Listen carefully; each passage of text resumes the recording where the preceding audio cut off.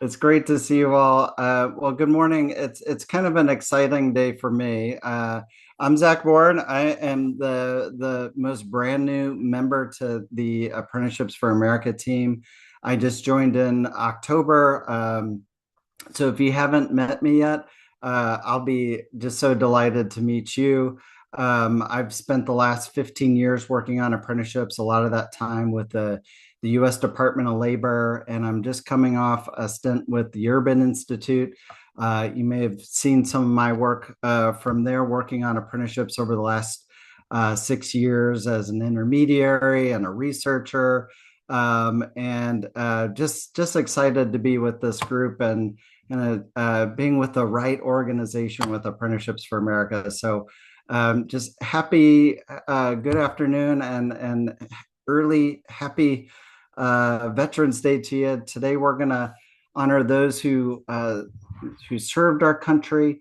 And we believe one of the best ways that we can do that is through apprenticeships. Apprenticeships really give veterans a way to continue serving through leadership and skill and meaningful work. And in the next few minutes, I want to share a little bit more about how veterans can transition into those apprenticeships very successfully, and where the GI Bill is both helping veterans, but also falling a bit short for a lot of folks. So if you wouldn't mind, if you're entering the room now, just let us know where you're coming in from, and just your name and your organization. So be glad to hear from you all. So let me get us started off here. Really talking about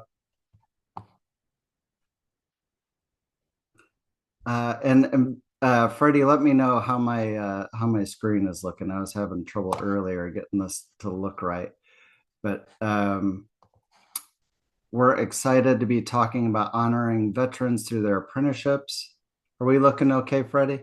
Can you enter presentation mode? Okay, let's try that one. How's that? Yep, that's perfect. All right, thank you very much. So excited to be talking about this topic today. More than 33,000 veterans have entered their apprenticeships in just the last year. Interestingly, though, it's a dramatic decrease from where we were just a few years ago, about 27% decrease. We're going to be asking our panelists today why they think that is. I have not yet figured it out, but hopefully we're going to solve that issue today. Veterans make up about 4.8% of all veterans, so pretty small percentage, but we see a lot of companies that are super excited about hiring veterans in those apprenticeships. Largely because they bring in so many great skills through their military service. About half of them are in union programs, and a third of them are non-union programs. So we see sort of how it lays out in terms of apprenticeships more broadly. Most veterans entering the apprenticeship are men, with about 15% being women, and about a third are people of color. So these are men and women who've really proven their worth through their service. They have a commitment to teamwork and perseverance, and they bring just really terrific skills to the workplace. So there's a big reason why veterans, why companies are hiring veterans. We see that veterans unlock access to just terrific talent. They bring with them a ton of skills. And one of the things that we talked about earlier today with one of our panelists is that the retention on veterans is really high. And I think one of the reasons for that is because of the GI Bill benefits that they bring into the workplace that offer them their ability to earn and learn and collect their housing benefits at the same time. We've seen that just as a real pay bump for veterans. We'll get into that in just a minute. In addition, what we've seen is that for a lot of companies, they're able to get access to great talent, but also tax credits and other incentives while building their company culture through veteran talent. And then for veterans, this is, let's not forget about why they're coming in and doing these apprenticeships is really a lot of folks are looking just to get started in good work, and these are great earn and learn programs. So there's really no need to choose between a paycheck and further education. You get a chance to work with mentors, of course, in a structured environment, and they receive credit for prior learning from their military service. So we've seen, a lot of programs that assess veterans as they're coming into the apprenticeship, giving them advanced standing and direct entry into the apprenticeship program, where they can earn the credential that they're going to receive through their journeyman certificate, and then avoiding student debt. So one of the benefits that veterans do come in with is the educational benefit. And this slide here just shows a little bit about what that benefit looks like in 3 different cities. So, first off, I should say, for apprentices coming into the system that have GI Bill benefits, they are in the driver's seat in terms of how they decide to use those benefits. They can use them for the apprenticeship. They don't have to. They can pass those benefits off to their children, to their spouses, but it starts off really at 100% of the monthly housing allowance. So in San Francisco, that's $4,600 a month, Chicago, $2,100, and Indianapolis, $1,400. And that benefit decreases. And I will say, unfortunately, that benefit decreases every month the way that the post 9/11 GI Bill is structured. So by the time you're in your 4th year of your apprenticeship, you're only receiving 20% of your monthly housing allowance based off of that zip code. So in San Francisco, you're going from 4,600 down to $923. So it's just this huge reduction in benefits. And a few years ago, I worked at the Urban Institute, where we did a blog, and we uncovered some of the challenges around the GI Bill. So I created this little scenario. This is based off of 2021 numbers. So if you compare a veteran coming out of school looking to attend a private 4-year college, they're going to come in and have full benefits to that university, up to $29,000 in tuition benefits, along with our full housing benefits. So in 2021, we're talking about, over 4 years reaching almost $200,000, where, in comparison, if you decided to be, join the plumbers and you're going to do a 4-year apprenticeship, you're going to have a great benefit in that first year, but then it drops off precipitously every year after. And we just really here at Apprenticeships for America think that is not, it's not fair, it's not equitable, and we're out there looking to really make sure that this changes. Working with the Senate Veterans Affairs Committee, along with the House, to look at how we change some of this for veterans coming into apprenticeships. So we think there's some critical ways that we can do this, is really through rewarding employers who train veterans in the first place. Those dollars that go to the college can also go to the trainers that train those apprentices to offset some of their costs, along with employers, and really creating parity for veterans who are receiving that monthly housing benefit. There's no reason that monthly housing benefit needs to drop off to a couple $100 by year 4, just because you're choosing an apprenticeship over a 4-year college. We shouldn't punish the trades.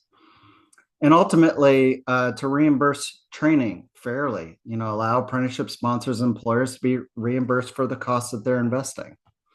So I'm excited to have a couple folks, a couple of veterans here as well, join us today. So I'm here with Joe Osborn from Helmets to Hardhats, Nichole Taylor, who's with Duke Energy.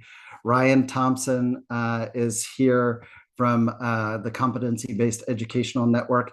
And I wonder if we have Nicholas on from ACS. Nicholas, are you on today? Okay, well, he may join us a little bit later. So why don't I just kick this off and in your own words? Would love to hear from each of you. We'll go Joe, Nichole, and then Ryan. Joe, you want to kick us off and tell us a little bit about yourself? Yeah, definitely. Thanks for the introduction, Zach. As Zach stated, I'm Joe Osborn, Ohio Valley Regional Manager and GI Bill point of contact for Helmets to Hardhats. For those not familiar with Helmets to Hardhats, we're a nonprofit founded back in 2002 by the North America's Building Trade Unions. So, if you think of your carpenters, plumber, electrician, operating engineers, those offices at the international level said, hey, we need to combine our efforts for veteran outreach to get the message out to more veterans like, hey, have you ever thought about joining the building trades through a registered apprenticeship program? So that's sort of the basis of our program nationwide, constantly attending career fairs, talking to folks leaving active duty for the first time, talking to veterans maybe that's been out for a while, and also starting to engage more with our National Guard and Reserve component folks that obviously part-time military, so they need solid civilian employment. And obviously, we believe strongly that registered apprenticeship to the building trades is a great opportunity for them. Then obviously the reason I'm involved in this is just the GI Bill aspect and how veterans can use it, registered apprenticeships. A lot of them don't know, even though the GI Bill is well over 80 years old at this point. There's still a lot of them that that message is never told to them anywhere throughout their military career. So that's a part of our core messaging as well, is letting those veterans know, like, hey, there are other options beyond college that are equally lucrative career fields, and that GI Bill can help gap that difference or bridge. But that's me and Helmets to Hardhats. Thanks, Joe. Nichole? Hi, everyone. Nichole Taylor. I have been with Duke Energy for about 13 years now. And historically, I've worked with student programs and kind of got tapped on the shoulder earlier this year and met Zach while he was with Urban about how we have veterans who are currently here in apprenticeship programs that we have, and they're unable to access some of their GI benefits. And I've learned a whole lot. I've always been pro trades.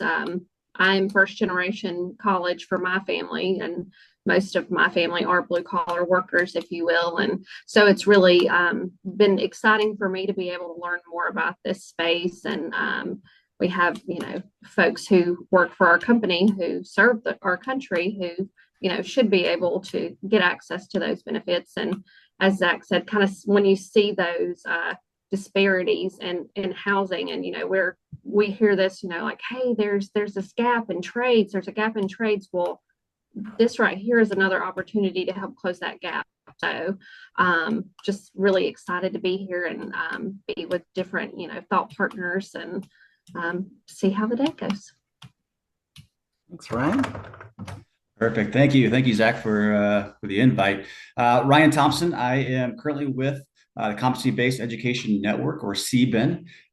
There, I am serving as Director of Federal Compliance and Grant Integrity, specifically on the PAYSE grant, which is the National Project on Apprenticeship Standards and Interoperability through the Alabama Commission of Higher Education, Department of Labor. Previously, I served in the Department of Labor, the Office of Apprenticeship, for about 5 years, doing grants analysis, monitoring, federal project officer type of work there. That's where I learned a lot of the federal grant side of the house. Got to meet you, Zach, in that role as well. Prior to that, I was assistant deputy director for the Office of Workforce Development within the Ohio Job and Family Services. So I learned a lot about the apprenticeship program there and what we were doing specifically in Ohio, but then all about the workforce system as a whole, American Job Centers across the country, all of that we might touch on at some point today as well. And then before I was with the Ohio Department of Job and Family Services, I served in the United States Air Force for 10 years. After my service, or after those 10 years, I was medically retired, and went through an interesting transition. Thank you very much. Went through an interesting and and difficult transition at the same time that I think, again, that we might touch on a little bit later on in the webinar today. So thank you for having me, and appreciate it. This is great, and I want to start out with Joe. Joe, you're a veteran as well, so you bring in like real life experience into the work you're doing. Tell us a little bit about your military background, and then how apprenticeships are a great opportunity for veterans to get into good work and receive good pay through the trades. Sure. Yeah, definitely. And as you highlighted, I did fail to mention, so 27 years in the Army myself, retired in 2023. So throughout the military career, I spent a little bit of time in combat arms, spent some time in the construction field, training field. So did a little bit of everything in the Army, got to see a lot of different things and got opportunities to learn a lot of different things. So, but like I said earlier, one of the things that I really never heard about until much later in my military career was GI Bill for apprenticeship. So, so why the apprenticeship is a strong fit for veterans. So if you had a poll and ask most veterans, like, hey, do you prefer learning by doing, or do you prefer learning by sitting in the classroom and getting lectured? A big majority of them is going to say, I want to learn by doing. So obviously that's the whole premise of apprenticeship programs is you learn that way, and veterans, we get used to that in the military. That's how you learn pretty much everything in the military. So you're comfortable with that learning style. So you already feel that comfortability, and it keeps you busy, keeps your hands busy, keeps your mind busy at the same time. And another question I get a lot from veterans signing up with the Helmets Hardhats program is that, hey, I was combat arms. I didn't get any technical training in carpentry or plumbing or electrician or any of this. And they think for some reason that's actually a detriment, like that's going to hold them back from apprenticeship. Like, no, the whole concept of apprenticeship is, zero experience required. And honestly, from talking to some of the training centers, they would prefer that, a veteran already knows going to show up on time, work hard while they're there, but then they won't have any bad habits per se they had to break that, they learned maybe from doing the wrong way. So, so the intangible skills the veteran brings to apprenticeship is, the value of that is immeasurable. But that zero experience that they think is a detriment, in reality is not. So, and obviously, there's a lot of data out there that shows that building trades right now are becoming very popular. The income levels that folks can realize by going to the building trades now. 20, 30 years ago, most of us were told go to college, get a degree, and I'm not disparaging colleges in any aspect, but that meant a lot of us started wandering away from blue collar trades, and now there's that huge gap that hundreds of thousands of construction workers need across the country. So, if veterans, right place, right time to get into the apprenticeship program. It's going to lead to a very rewarding career, great quality of life, and the benefits are immeasurable. So, Joe, one of the things that we talked about earlier was how veterans, they're often trained in a career through a pathway in the military, and a lot of them come out of the military, and some of them don't want to be doing what they were doing in the military. Do you find that like at Helmets to Hardhats that a lot of folks want to do something different? yeah, no, exactly. So, I guess one thing I've found is, I was a construction engineer field for a while in the Army, and what some folks fail to realize when these young folks are enlisted into military, sure, some of them have a very specific idea. I want to do this job. This is what I want to do in the military. Others are like, hey, show me the bonuses. They're going to join it to certain MOS just because there's certain specialty, just because there were bonuses being offered and there were slots available. So maybe they didn't necessarily, that wasn't their dream job, but everything else aligned for them. So they did that in the military, paid the bills, and they didn't necessarily hate it. But like you said, now they're out of the military, they have freedom to pick that career field they want to get into. And hey, my whole life I actually, I wanted to be a carpenter, or I wanted to do welding, or I want to be an iron worker working at heights, that kind of stuff. And I think they appreciate that now they have that option. So when they talk to a recruiter, maybe options are limited. Now they're getting out and they say, oh wow, these are, this is what I really wanted to end up doing. So That's great. And Nichole, at Duke, you all are training veterans in the energy field. We've been working on the transmission line worker occupation to build that up as a national program, which we're really excited about. But you all are already doing a lot of that work in North Carolina. Can you tell us a little bit about like how Duke decided to get in that space, and then what does it do to attract veterans to these really good paying jobs? Sure. I would say one of the many ways we recruit, we have a military recruiter who is a veteran, which is very advantageous. So we've really been connecting more with military bases as well as working on our Skill Bridge program. That's another sector, but just really trying to pay more attention to that. And one of the things I was going to highlight later, we have an ERG group that is, it's called Together We Stand for our veterans. And we have our service territory. We're in the Carolinas, Florida, Ohio, Indiana, and Kentucky. And so we have veterans in those ERG groups who do work with our human resources teams. And I was previously an HR business partner, and we would have representation from those groups coming forward and kind of looking at our attrition rates and what our job scopes are going to be for the future and where those gaps are, and like, hey, we need more people coming into this. I think we're added like the line worker program we talked about. We just the other day, it's like, hey, we've got 58 more new hires that are coming in for training next year. We have our own curriculum that's pretty it kind of to piggyback off what Joe said, it's having those transferable skills, like the discipline, like they're going to come to work, they're going to understand, like, we have these rules in place and we have safety in place because of this. We can teach you the specifics. It's just those are transferable skills, and we'll teach you that. And like you said, not some of those bad habits, especially like in line work and these, highly, I don't want to say dangerous fields, but where risk is often, just there. And we really, I love being in the room and seeing that there is like this energy that's really, it's been there, but it's grown over this last year about like, how are we, focusing on our veterans and these apprenticeship programs, and even are we have a couple programs that I think we're going to even be able to, where the curriculum can be expanded a little more and be considered an apprenticeship. So, again, tapping in, it's only going to help us. It's only going to help the veterans. It's just really advantageous for everybody. And it's very exciting. That's very exciting. Ryan, you and I have known each other for a while, both at ETA. And one of the things that was really struck me about you is like your military experience, and then how you've transferred that into the employment and training space. Can you just tell us that story just a little bit? Like I love the story about you like finding yourself unemployed and then helping unemployed veterans get into good work. Yeah, absolutely. And it's probably not an atypical story as far as a transition is concerned. But as I mentioned, I was in the Air Force for 10 years. Like Joe, I did combat arms mostly for the first 7, and then was a Phoenix Raven for my last 3. So I got to see a lot. I traveled a lot.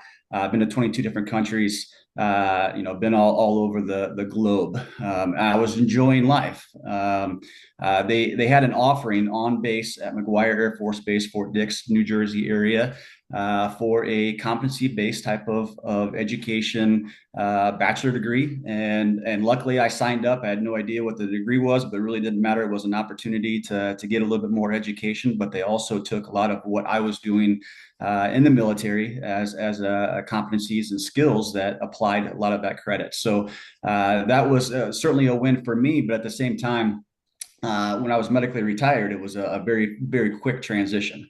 Went up in front of the board. They said, "You're done. You've seen enough." And the next thing I know, I was a civilian. When I joined the military, I think I turned 20 when I was in basic training.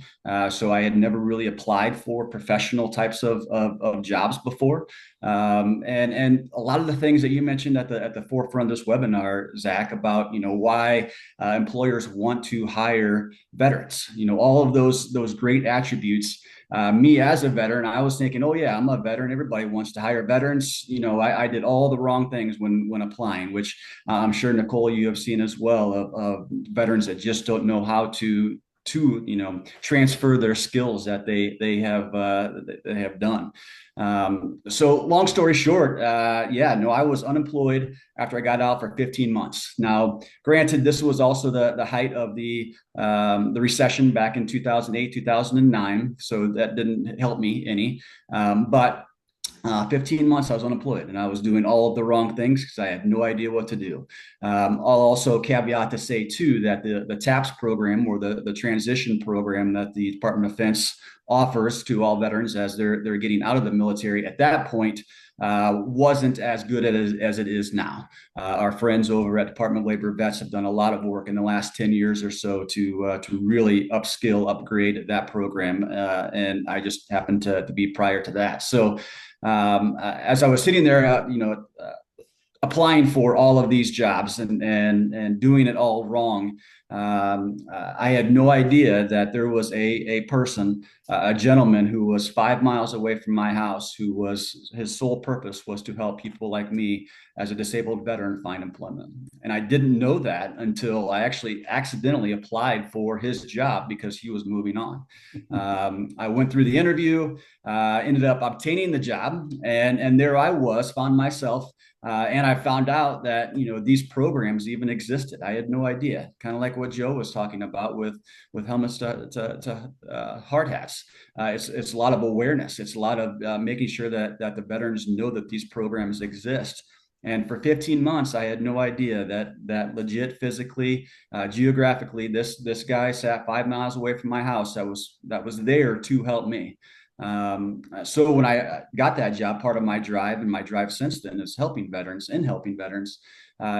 trying to figure out, what point would I have, where would I have ran into or got more knowledge or became more aware of those programs that are available? Is it, at the motor vehicle department, is it a flyer there because as a veteran, you're transitioning out, you're maybe going to a different state or going back home and you need to update your driver's license or your address or, something along those lines. It's the post office because you're changing your address there, trying to find all those different avenues to make sure, because like most government type of programs, you're not going to see commercials on the TV. You're not going to see that type of outreach that, is really getting that word out.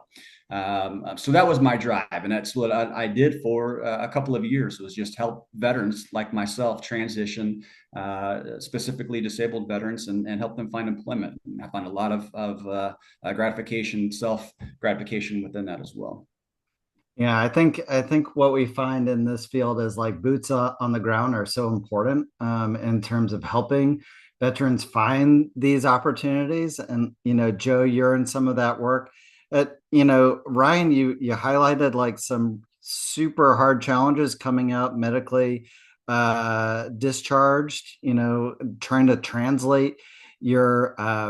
Trying to translate your skills from what you learned in the military to like, what does a civilian employer want? How does that match up with how can I make the best case for myself? So Joe, can you highlight some of those, like how you're helping veterans get over some of these big challenges that they're facing? Yeah, I mean that's been a challenge for a long time. It'll probably continue being a challenge. So, I mean, one thing we do recommend to veterans is, or leaving the military, is they haven't done so yet, download a copy of their JST or Joint Service Transcript, and also their VMAT or Verification of Military Experience and Training.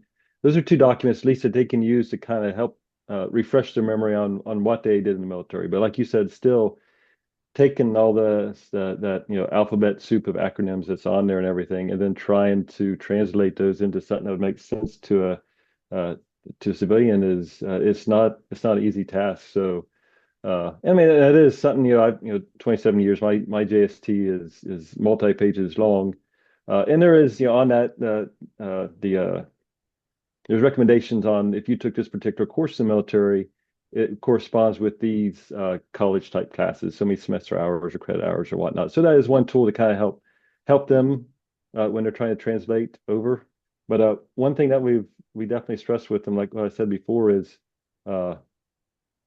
especially going to apprenticeship programs, is it's great, the training you received and things you did in the military, but it's also not it's critical going into apprenticeship program. So what they really just need to highlight is like Nichole was saying earlier, the work ethic and the discipline, the things that make you kind of stand out from your civilian counterparts.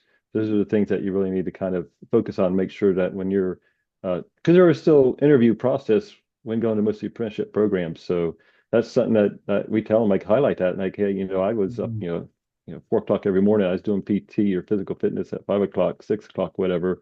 I was working 70, 80 hours a week, especially during deployment where you don't get any time off. So those are the things that you picked up in the military that should mean more to the civilian sector than maybe the awards that you did or some of the schools that you went to in the military. Those are definitely something to hang your hat on, still something you should be proud of, but they don't always, obviously it's not an apples to apples comparison in the civilian sector. So. Well, and can I add something in, Zach? Just conversation flowing. Wow. I'm thinking, like in the Carolinas here where I am, Helene hit extremely, it was crazy. I just never thought a hurricane would be what would hit, our area here in the mountains. And, our line workers and all of us, honestly, that was my first major storm because the areas of the company, I just never had storm duty. And so it's like, I was like, oh no, if these people work 18-hour days, I'm going to work the 18-hour days too. I'll stick it out. And, it's really impressive seeing the fact like I'm in a building, I've got heat and air and like these guys are out working those long days. And so again, it's like, hey, they're the same people who are getting up and they're doing the workouts at 4 a.m. Right. And seeing that those skills are there. And I think we have an opportunity to, like, as companies, I'm sitting here thinking like, I need to talk to, some of the veterans that feel strongly that work here, like, are we doing as good of a job as we can to map out some career paths for our military folks, like sharing that? And like all of the people here, like I see all of these colleges and the different representation we have here, like these relationships and you taking the time to come to something like this and to network, that's where, several of the hires we've made is because, someone knew someone, like Ryan said, like, what are the odds, so making these connections and taking the time to show up, like this helps all of us get better and helps all of us, be able to help more. Cause I've got 3 sticky notes right here of just ideas from Joe and Ryan, I'm like, oh, I could be doing better about this. We need to step this up. I'm going to have to delegate though, cause it's just me. I love it. I love it. Well, I want to, Ryan, you look like you wanted to jump in here. And no, I just wanted to add just very quickly, and I don't want to go in a totally different direction than where you're heading, Zach, but talking briefly about what the importance is or how much the importance is once you do hire veterans is to how do you support them? Because I think that goes along with the hiring thoughts, right? The hiring process of if I hire a veteran, how do I ensure that they're getting what they need? They might have disabilities that I don't know how to handle as an employer. I don't know how to work with as an employer. And let me just say, as a disabled veteran myself, I want an employer to be thinking about that. I want the employer to have that conversation. But at the same time, it's not all physical things. There's a lot going on, mental health. But I certainly don't want to, discourage any employers from, thinking stronger about that veteran just because of those things too. So that's kind of the elephant in the room at the same time. Right. Well, I mean, we mentioned earlier, like the alphabet soup that, you're sort of dealing with when you're thinking about hiring veterans. But then there's lots of organizations that are in this space helping out to do that work, to do that lift where you're saying, okay, this is what the veteran is coming in with. Here's how the employer can elevate and use some of those benefits and to support the veteran into these really good apprenticeships. And what are some of the partnerships that you all have established that you've found to be really useful in terms of translating that military experience or supporting that veteran with the benefits that they've earned?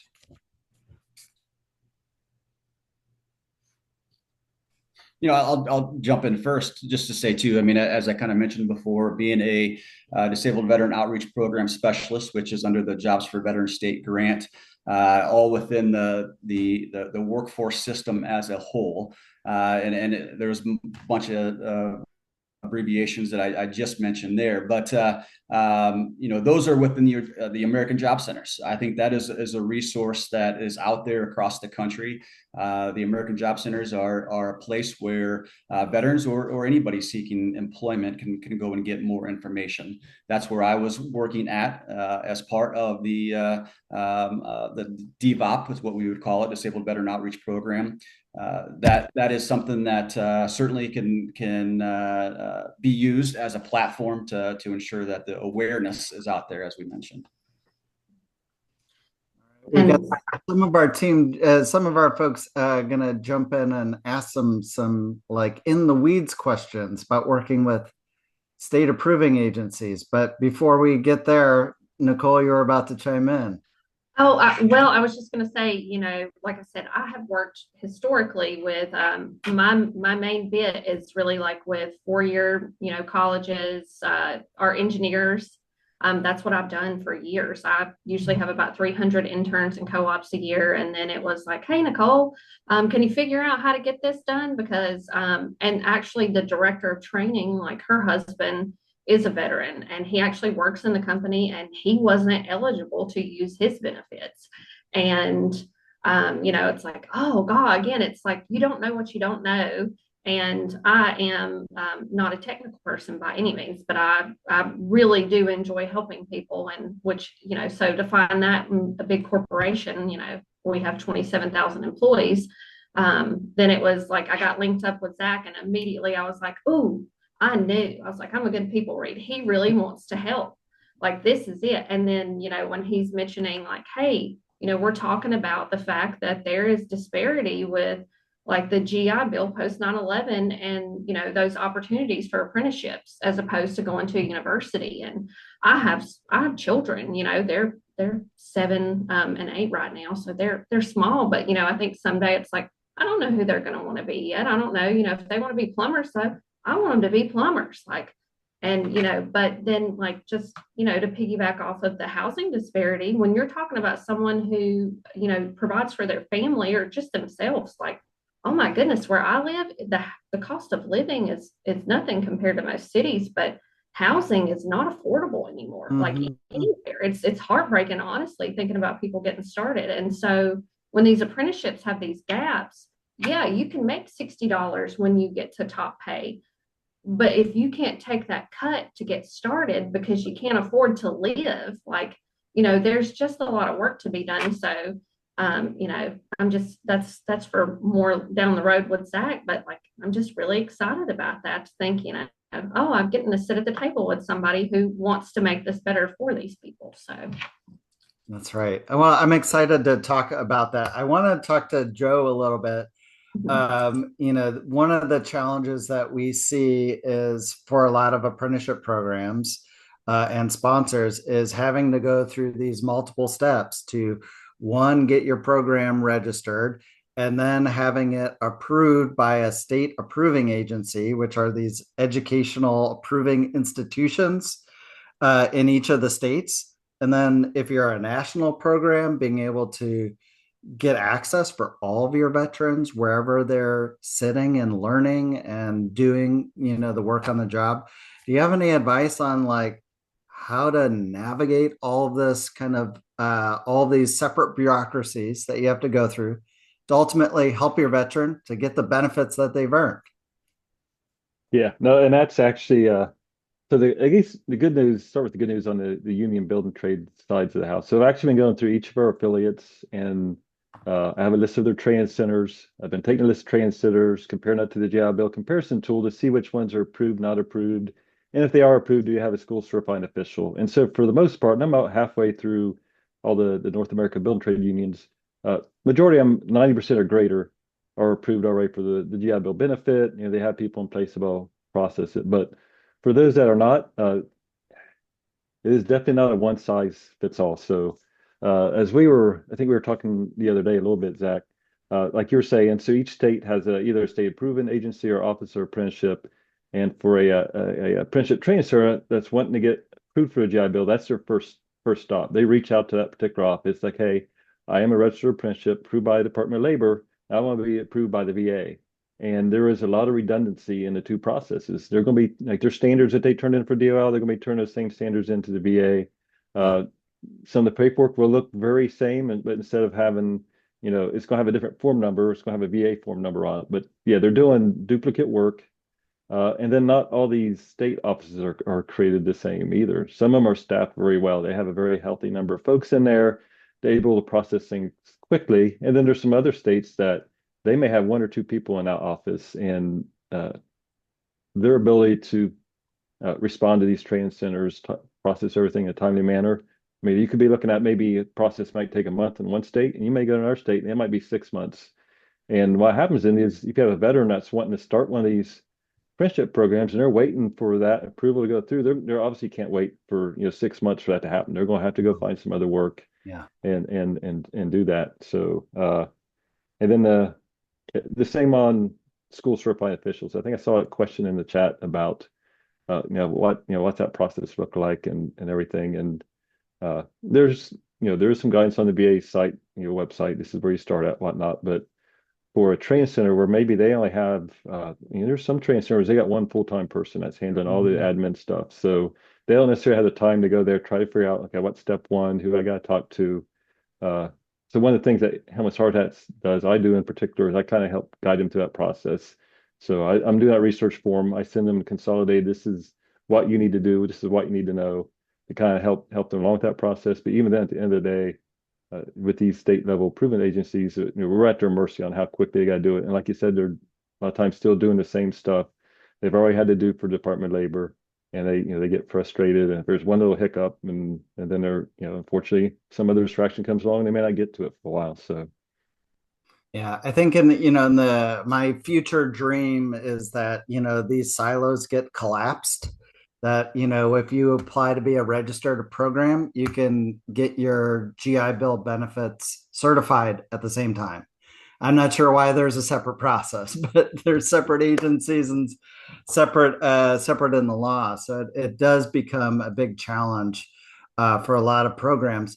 I'd like for anyone who wants to weigh in here, just to talk a little bit about well, what do you have to do every month as a sponsor? If you've hired your veteran, you've gotten certified, then what? Is there a lot of work to do? Do you have to enter data? What does that look like? Joe, Ryan, or Nichole, if you all have a sense of what you all do for your organizations. I know that we have some contingent workers that specifically submit the paperwork for our veteran employees just to for them to be eligible. I guess they send in their hours that they've worked towards their apprenticeships. So I guess we kind of handle that for them, take that off of their plate, which is, that I feel like that's probably, I don't know if that's standard across the board. It seems like it should be. Yeah, I kind of talked to that. So I do have Enrollment Manager is a website the VA and the training centers use to process the GI Bill benefit, in particular the submission of the OJT hours, like you were saying, Nichole. So I do have read-only access. So I have the same access as the training centers, just without the ability to able to action anything. But what that does is, say I have a veteran that calls me like, hey, I don't know where my payment's at, or I don't know if my hours have been submitted. I can get logged in Enrollment Manager, find them, because I can search, every veteran that's ever been entered into the VA's GI Bill system, they'll be in there. So I can find, like, hey, yep, your hours have been submitted, or no, they have not. And if they haven't, then that normally triggers me reaching out to that training center, like, hey, I got a veteran that's in your program, or do you need help with the process? So it's not super complicated, but it's still just one more thing that is on their plate, on any given day. And it can be, they're relying on the contractor that this veteran's working for to send them their OJT hours. And then, then the training center takes those OJT hours, puts them in Enrollment Manager, and sends them up to the VA. So. Right. And there's, at the end of the day, the employer is, offering, or the joint labor management program is offering the apprenticeship, they're delivering the apprenticeship, they're connecting the veterans with with mentors. They're delivering the related instruction, and they get paid nothing by the government to actually support the apprenticeship program. And I think that to me is, beyond the disparity, of about 150, $160,000 between choosing a private college and choosing an apprenticeship. There is this disparity that the government just treats apprenticeships as sort of second class education, in that, Duke Energy and helmets to Hardhats, the trade unions, they receive really nothing for the benefit of actually delivering this training for our apprentices. Wondering if you all have any response to that, like what could we change, what would work better for veterans and your companies. I just have two quick points to make, and I want to go back to something that Joe said that caught my ear as well earlier. One thing about veterans is you really have one shot with them. So any type of governmenty feeling of a program, any type of bureaucracy, any type of negative response, you have one shot. And if you misfire, pun intended, on that one shot, that's probably the last you're going to see of them. And that's just a point I wanted to make too, when you're dealing with veterans, is, making sure that you're taking care of them in that way as well. And then the second point I just wanted to quickly make too, to your statement there, Zach, is, here at CBIN, the Competency-Based Education Network, we believe that competencies and skills that someone has acquired over their lifetime, no matter how they receive them, is something that should be taken into account when you're talking about the skills or the education or the employment that they have. So I think overall, just thinking about that, and then it's a natural segue for veterans. It's a natural segue to get them into apprenticeships, because as Joe and I both mentioned, we have skills from our time in the military that likely we might not ever tap into, but we spent days, if not hours, if not months, if not years, training on those specific skills. We might not know the best way to translate that as we're coming out of the military, but there is ways that we should be able to do that. But we also should be able to receive credit for some of those competencies and skills that we've acquired over time as well. So that's why, for me, it's such a natural segue from going from being a veteran to an apprenticeship program, because you're getting some of that. You're getting some of those hours back, per se, not just based upon the time that you're sitting in the classroom, but also based upon the skills and the competencies that you've gained in real life experience. I'd like to bring our members in. I see Katrina, you have your hand up. You've been so patient, waiting to jump in here. I'd love for you to come offline and ask your question of the panelists. I don't know if it's more of a question, but it could be. But I'm Katrina Gray. I'm the apprenticeship director for Central Community College in the state of Nebraska. We're the sponsor holders. So we help companies. They come alongside of us, and we help them get registered and create their registered apprenticeship programs. And I don't know if you utilize your community colleges, if you just utilize them as their RTIs, or if you utilize them if they have an apprenticeship program. We have a success coach for every single one of our apprentices.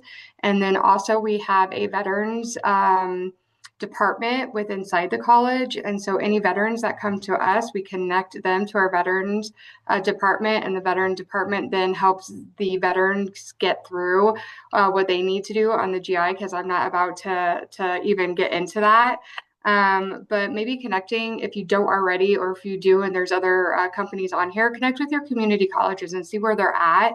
Every college in the state of Nebraska is a registered apprenticeship, and they're the sponsor.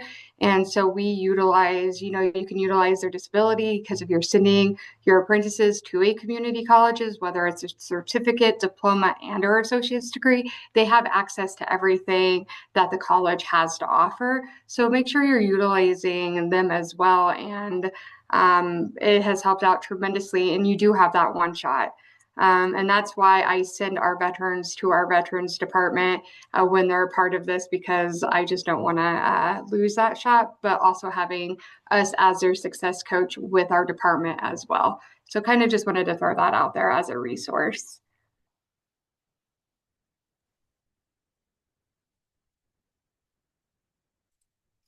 Well, I mean, all of our intermediaries are doing the just such terrific work to, make these connections. Any response to what Katrina has to say here from any of our panelists? I would say that we have a workforce development team that specifically has strong partnerships with some of our core community colleges in each of our territories. And that definitely does make a big difference, Katrina. So thank you for sharing. Anyone else who wants to come offline, and you feel free to raise your hand and come off mute if you want to ask the panelists a question or just kind of chime in here.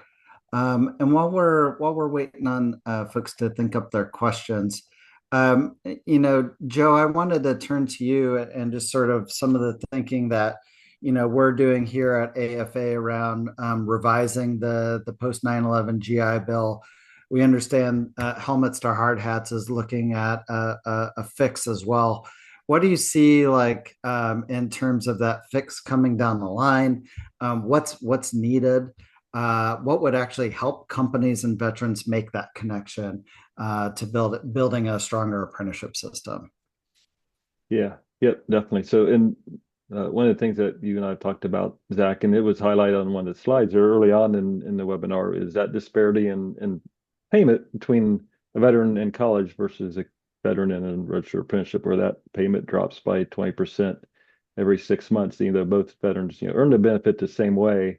It's definitely seems like you were saying, it's to that veteran apprenticeship, their education they're gaining is not as valuable as what they'd get in college. So one of the things that we thought about looking at is changing that formula. So it was initially designed as a way, as a very good apprenticeship program. They get pay raises. They're generally scheduled pay raise. It might be based off 1,000 hours OJT, 2,000 hours OJT, so forth and so on. But those pay raises don't always align with obviously the 20% decrease that they're going to see in the GI Bill. And then also the nature of construction work can be seasonal sometimes. So there may be some periods where they're laid off. They're not getting, because they got to get at least 120 hours OJT to realize their full GI Bill payment. And if they have a month where they don't get that 120 and their payments already decreased, there's that income instability that, to me, that's the point of the GI Bill was kind of prevent that from happening. That they knew that they would have certain income coming in while they're gaining this education. And the way it's set up for apprenticeship, they don't have that. I mean, that payment can change dramatically, not only by the scheduled decreases, but by the availability of work. And so we're trying to look at some ways to where it makes apprenticeship a little bit more, I would say, lucrative, but definitely not that, like you said, like to feel like you're being punished, and they shouldn't feel that way. So we're looking at maybe doing away with the decreases recommended and maybe a different decrease schedule. I get it, they try to do a one size fits all, but that schedule does not fit all apprenticeship programs across the country. And yeah, it can be a challenge. So, veterans, a lot of times, it's not just extra money they put in their pocket. They're relying on that for rent, mortgage, bills, or whatnot. And that payment going down is not always going to be matched by the wage increase you're going to see as an apprentice. Right. That's right. Well, Nichole, Ryan, and Joe, any last thoughts as we sort of wrap up here? Anything you all are planning on doing in the future that you'd like to highlight for the group joining us today, and then I'll close us out. But again, I just want to say a very happy Veterans Day to you, Joe, and Ryan especially, having served, and any of our veterans who joined us. Just so grateful for your service. Feel free to close us out, all of you. Yeah, one thing I'd say with the biggest challenge we have is getting the word out to folks that they can use GI Bill in an apprenticeship. We're finally starting to get some agreements in place. Like, for example, here in Ohio, the Ohio National Guard, when they have what they call their Guard 101 brief, and they're talking to these young recruits, there's a slide for GI Bill for college, and now they've added a couple slides GI Bill for apprenticeship. So right at the get-go, day one, they're getting that information in that very first packet of information they see from the guard. So hopefully during the first time you see something like that, it sticks in your mind. So we're hoping that's starting to see some traction. If we can start push that across different branches and stuff, at least now those service members, before they reach veteran status, are getting that word right at the get-go. So absolutely. And thank you both for your service, for sure. Really appreciate that. And I would just say again, I think we're in a very highly, technology time, and some of the conferences I go to, like I've gotten some of the best employees from Ryan calling me and saying, "Hey, I met someone who I think would be a great fit." So I think just the power of the connection, again, I really like that is where so much can be done. It's like, "Hey, Nichole, I'm thinking that we've got a gap here. So, if anyone is in our service territory on this call and it's like, hey, your company's not coming to my school and I don't know about this, like this is that's that opportunity, to help bridge that gap." And we've got a lot of work coming our way with the whole power grid thing. So lots of opportunities to come. And again, it's I know when I was in school, like Joe said, not knocking the university track by any means, but